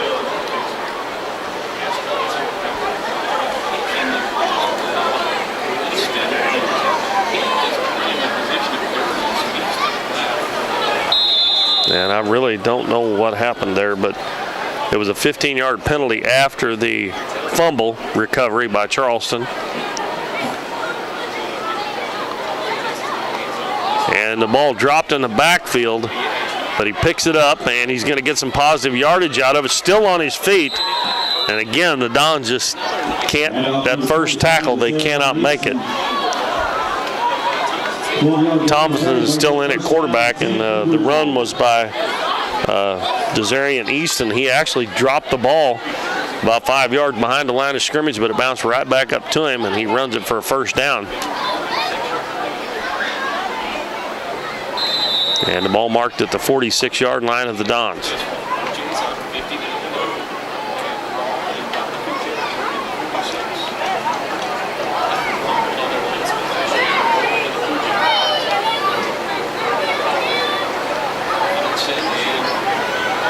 Thompson in at quarterback.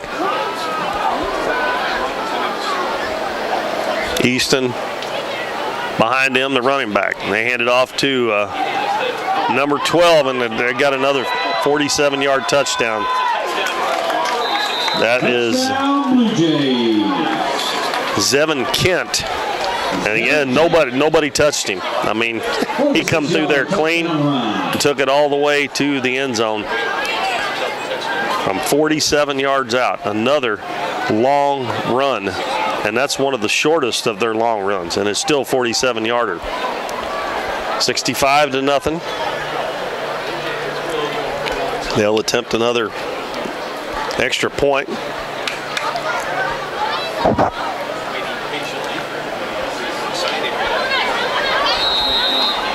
Seven and a half minutes left in the game.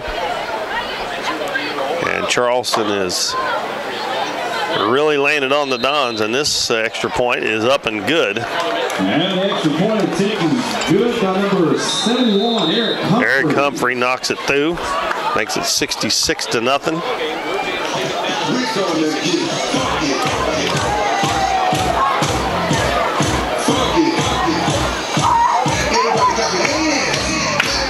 With 7:15 left in the ball game.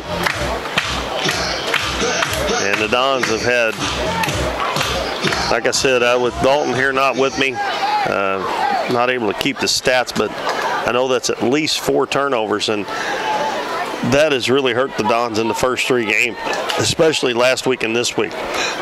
But you can't have 4 or 5 turnovers against a team that is already better than you and expect to stay anywhere close. And when you turn it over the ball around midfield and the other team takes it and they're getting long runs like they're getting tonight, that score is going to add up in a hurry, and that's what's happened.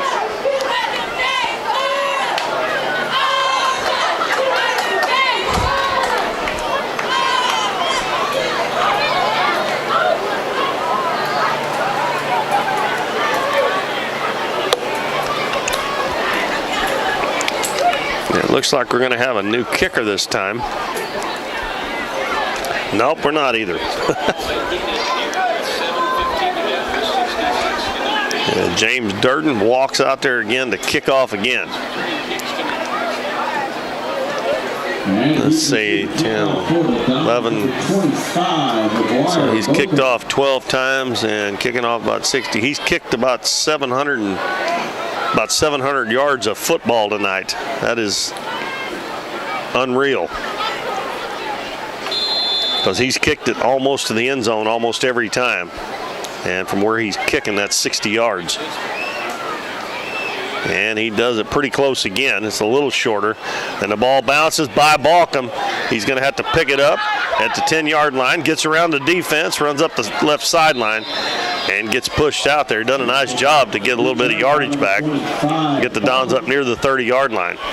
About the 26, 27-yard line. That could have been disastrous. And the Dons didn't need it. When that ball goes by or is kicked, if it's not touched by the receiving team, that is a live ball. The kicking team can pick it up and go with it or recover it, and it's their ball. And that ball bounced by him and just kind of spun in a circle there and stayed right there.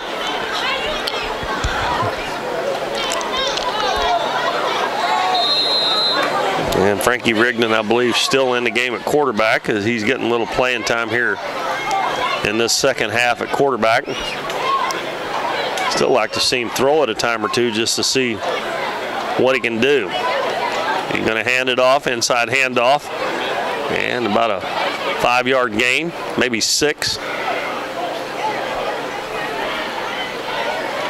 And that was Max Torres. And off to number. They spotted at the 32, so it's going to be about a 6-yard gain. Play brings up 2nd down. 5 minutes and 45 seconds left in the game. 66-0 our score. Charleston on top of the Doniphan Dons. Man in motion. This time they hand it off. Same play to Gavin Thompson. And he's going to take it out to the 39-yard line for a first down. And off number 2, Gavin Thompson up for the first down. 1st and 10 for the Dons. They spotted at the 38, but that is far enough for a first down.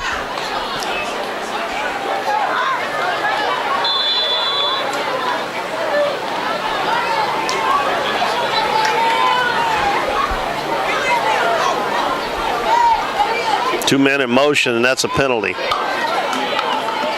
And they do hand it off to Thompson, or excuse me, to Mills, and he gets back up to the 40-yard line, but that's illegal motion. 2 guys can't be in motion at the same time. Yeah, I hope that's not blowing in some rain. There's actually wind blowing through our screens here. Blowed some papers off of the table here. I don't see any lightning or anything around like we did earlier. Charleston declines that penalty. It's 2nd and 10. That brings up 2nd down. Actually about 2nd and 9.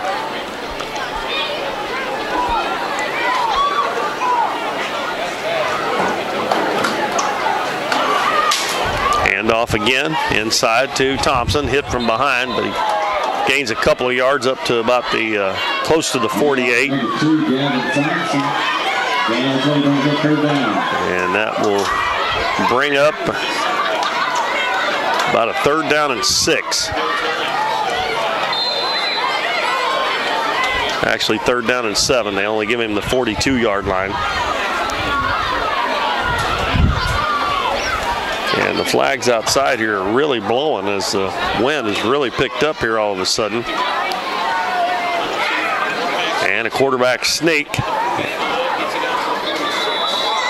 And Rigdon's going to take it up to about the 40, see where they mark it, looks like 46-yard line, almost 47. That's going to make it 4th down and about 1.5 yards for a first down. Don's in their own territory. He's going to go ahead and go for it with 3 minutes left in the game. Try to keep possession of the ball.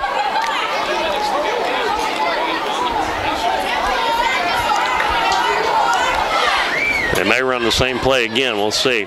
Rigdon does take it. And, boy, it's going to be awful close. Depends on where they mark it. And I think they're going to mark it a hair short. Well, it's awful close. Nope, they're going to give it to them. Well, they didn't even measure that. They could have measured that, but I think with the clock running, they decided not to, so they didn't have to stop the clock. Well, the Dons get another first down, ball at the 48-yard line. And the clock running with 2:18 left in the ball game.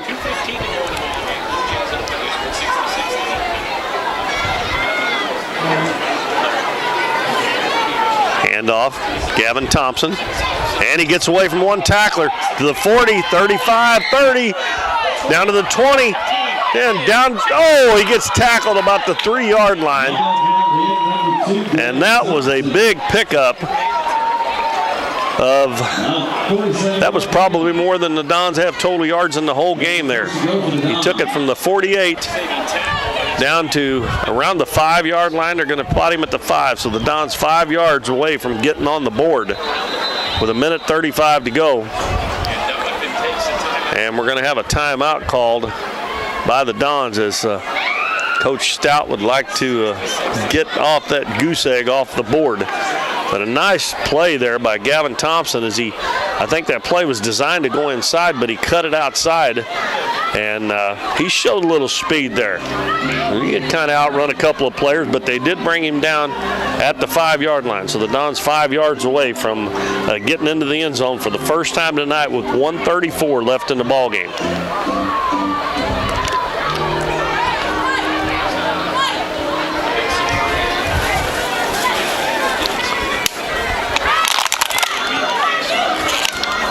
That clock will be running unless the Dons call another timeout. So they're going to need to get it into the end zone pretty quickly if they're going to score here.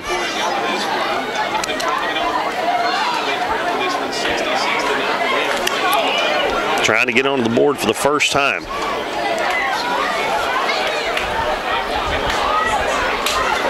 They line up with Rigdon at quarterback. Torres, McGuire, Balcom, and Zerwanka in the backfield. Rigdon hands it off to Torres. He's going to get down to about the 1, just outside the end zone. And the clock running here. And they should be able to get another play or two off here. The Dons don't call timeout. Coach sends a play in from the sideline.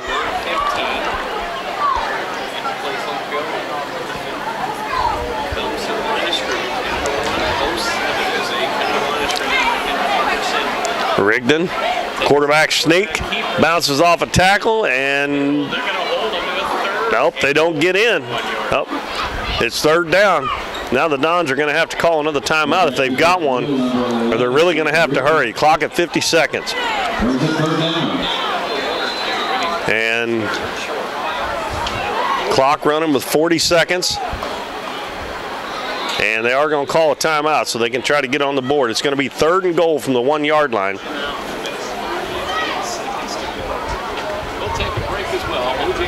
Timeout called on the field.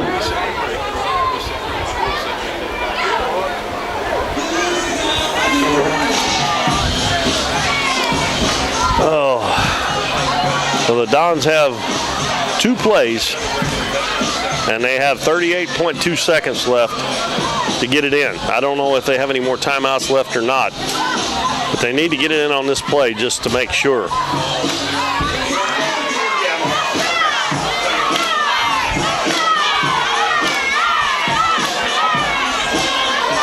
And they come out with the huddle. And Rigdon has done a pretty good job of quarterbacking the Dons here. He's this second half, they have not gotten in the end zone yet, but they have moved the ball pretty well with him at quarterback.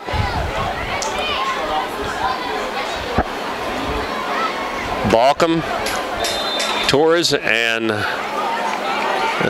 they got 2 guys out wide, so they're going to quarterback sneak it again, and I don't think he's going to get in. And he doesn't. They're not having signal yet anyway. Clock running with 26 seconds left. And 20 seconds, and it's 4th down and goal. And I don't know if the Dons have any more timeouts or not.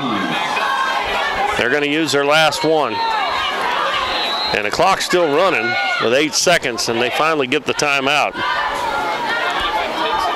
So they'll have one more play, and that is going to be it.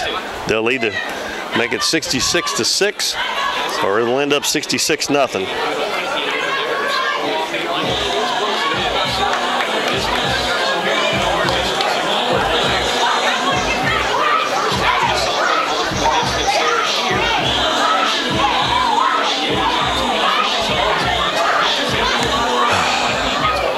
Well, it comes down to that one play to see if the Dons get shut out or if they keep them getting shut out. One way or the other. And that quarterback sneak has not worked 2 times in a row. The Dons are not getting any push. So we'll see if they run that again or if they try to hand it off.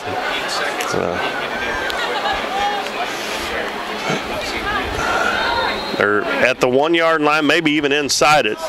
And a penalty on the Dons. Oh, my goodness. They moved too soon. And that's going to put them back to the 6-yard line. And now I'm not sure if the clock will start as soon as the official gives the signal. But that's going to move it back to the 6-yard line, and that's going to make it a whole lot harder to get it into the end zone.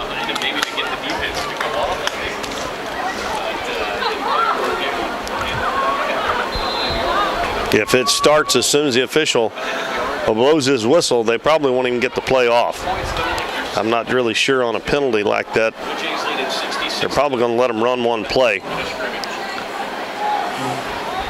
Well, they'll have it at the 6 now. And a pass in the end zone, and it is incomplete. And that's going to do it. And the Dons going to lose this one 66-0. And that was the deepest penetration of the night on their last drive. And they had it at the 1-yard line, 4th and goal, and couldn't get it in. Penalty caused them go back to the 6, and couldn't get it in on 4th down. So that's going to wrap it up here for us tonight. 66-0 is the final, and we will see you next time here on Current River Broadcasting on YouTube. Good night, everybody.